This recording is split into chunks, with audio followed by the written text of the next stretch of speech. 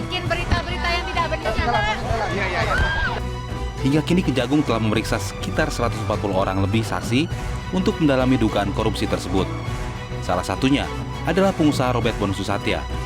RBS adalah seorang yang disebut Masyarakat Anti Korupsi Indonesia atau MAKI sebagai bos besar dari Crazy Rich, Helena Lim, dan Harvey Muiz dalam kasus dugaan korupsi tata niaga Komunitas Timah wilayah izin usaha pertambangan PT Timah Tbk tahun 2015-2022.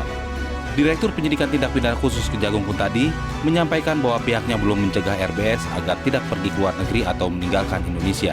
Hanya menyerahkan dokumen yang kebetulan belum dilengkapi pada saat pemeriksaan. Untuk pencekalan Pak, beliau apakah benar sudah dicekal Pak?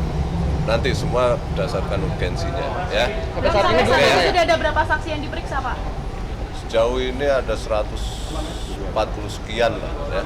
Kejagung mencatat kerugian ekologis akibat korupsi ini mencapai 271 triliun rupiah.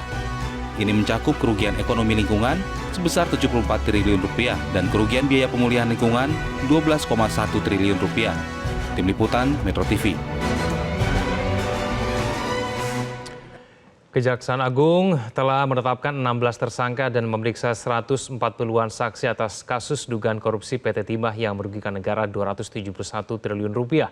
Bagaimana konstruksi kasus ini dan apakah ada aktor intelektual lain yang diduga terlibat namun belum menjadi tersangka? Untuk membahasnya sudah bergabung bersama kami tenaga ahli Jaksa Agung Republik Indonesia, Barita Simanjuntak. Pak Barita, selamat sore. Selamat sore Mas Kevin. Salam terima kasih atas waktunya bersama kami di Metro hari ini, Pak Barita. Bagaimana kemudian kita bisa menjelaskan konstruksi kasus PT Timah ini secara sederhana, Pak Barita?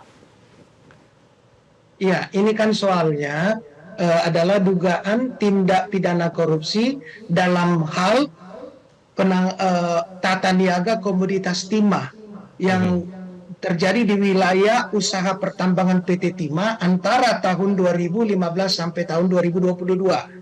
Modusnya adalah pada tahun 2018-2019 dugaan terjadi persekongkolan antara para smelter yang mengelola IUP PT Timah tersebut dengan jajaran oknum direksi PT Timah ya yang dibungkus dengan perjanjian kerjasama sewa menyewa peralatan atau processing yang dilakukan di wilayah IUP PT Timah.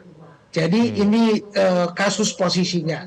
Sehingga para smelter itu membungkus dengan oknum direksi PT Timah adanya perjanjian seolah-olah sewa menyewa, tetapi sebenarnya adalah pengelolaan yang dilakukan yang menimbulkan kerugian negara secara nyata 271 triliun, Mas Kevin. Pak Barita, yang menjadi pencermatan dari media dan juga masyarakat itu mengenai peran dari Harvey Muiz begitu ya sebagai perwakilan PT RBT. Ia disebut menjadi broker terhadap penambangan ilegal di wilayah izin usaha penambangan milik PT Timah. Lalu kemudian untungnya ini disebut dibagi-bagi. Apakah memang betul ini peran dari Harvey Muiz, Pak Barita? Ya, ini adalah bagian dari teknis penyidikan. Namun perlu disampaikan bahwa SOP dan pedoman penyidikan ini adalah satu ketentuan yang harus dipenuhi. Dan ini sudah dilakukan serangkaian penyidikan sampai pada menemukan peranan para tersangka di dalam kasus ini. Dan perlu juga diketahui bahwa dalam penanganan kasus ini kejaksaan tidak hanya menyentuh aspek tindak pidana korupsinya saja, tetapi juga sampai kepada tindak pidana pencucian uang, yaitu penelusuran uang hasil kejahatan kemana, digunakan dan dimanfaatkan oleh siapa, sampai pada penelusuran aset. Nah inilah yang akan kelihatan dalam konstruksi peranan para tersangka itu yang sudah dilakukan oleh kejaksaan.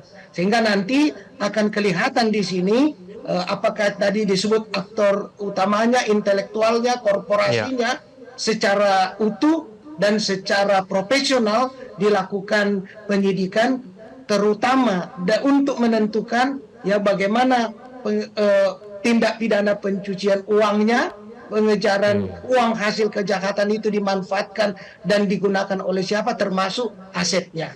Dan kejaksaan sudah memiliki kapasitas kompetensi untuk membuktikan dan menelusuri semua itu. Makanya dalam waktu singkat, dengan proses penyelidikan dan penyidikan yang sudah standar selama ini, bisa ditetapkan 16 tersangka dan diperiksa 140-an saksi. Karena ini memang angkanya tidak saja besar, tapi sangat fantastik, 271 triliun. 271 triliun itu adalah kerugian nyata. Ya, jadi hitungan itu adalah kerugian nyata yang sudah terjadi, bukan potensi. Ini ada hitungannya oleh para ahli lingkungan, termasuk rehabilitasi lingkungan IUP yang terjadi akibat dampak tindak pidana korupsi ini. Nah, kita harapkan tadi Bapak Wakil Presiden telah menggarisbawahi harus dirampas itu untuk negara dan tidak ada kompromi terhadap segala bentuk manifestasi tindak pidana korupsi, apalagi di sektor pertambangan ini. Jaksa Agung telah menginstruksikan penanganannya dilakukan profesional, cermat, dan hati-hati. Itulah sebabnya peranan masing-masing ini tentu akan menentukan bagaimana proses penuntutannya nantinya dalam kasus ini. Yang jelas, kejaksaan berkomitmen untuk menuntaskan hulu hilirnya. Sebab ini adalah bagian dari tugas yang harus dilakukan untuk memulihkan kerugian perekonomian negara serta memastikan penanganannya dilakukan secara profesional dan hati-hati.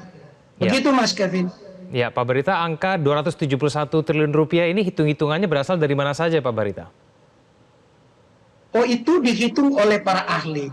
Nah, perkembangan penanganan tindak pidana korupsi sekarang, Mas Kevin, itu penghitungan kerugian negara, kerugian perekonomian negara itu adalah didasarkan untuk kasus PT Timah ini berdasarkan kerugian nyata, ya, kerugian material yang sudah terjadi, bukan potensi. Jadi ini memang sudah terjadi, dihitung, ada rumusnya bagaimana mendapatkan angka itu, sehingga total kerugian negara yang nyata material itu sejumlah 271 triliun. Nah, itulah yang sudah dikonstruksikan dalam proses penyidikan ini. Tentunya nanti ketika diajukan ke pengadilan, angka-angka hitungan seperti apa itu akan bisa disaksikan oleh masyarakat untuk menunjukkan bahwa penghitungan kerugian negara itu dilakukan tidak saja saintifik, tetapi juga dengan kecermatan yang dapat dipertanggungjawabkan sebagai bukti kuat di dalam proses hukum atau proses penuntutan yang nanti akan dibuktikan oleh tim jaksa penuntut umum ketika kasus ini sudah dilimpahkan ke pengadilan. Jadi dalam kasus ini kejaksaan berkomitmen untuk menangkap para pelakunya dengan peranan masing-masing, tidak hanya kasus tindak pidana korupsi, tetapi pencucian uangnya, menelusuri uang hasil kejahatan digunakan dan dimanfaatkan oleh siapa, termasuk penelusuran aset di dalam maupun di luar negeri untuk mengembalikan dan menarik kembali pemulihan keuangan negara dalam penanganan tugas-tugas dan penegakan hukum ini, Mas Kevin. Baik, Pak Barita, kita akan tunggu nanti proses perkembangan berikutnya, pengungkapan selanjutnya dari Kejaksaan Agung akan seperti apa terhadap kasus ini. Terima kasih Pak Barita Simanjuntak telah bergabung bersama kami di Metro hari ini.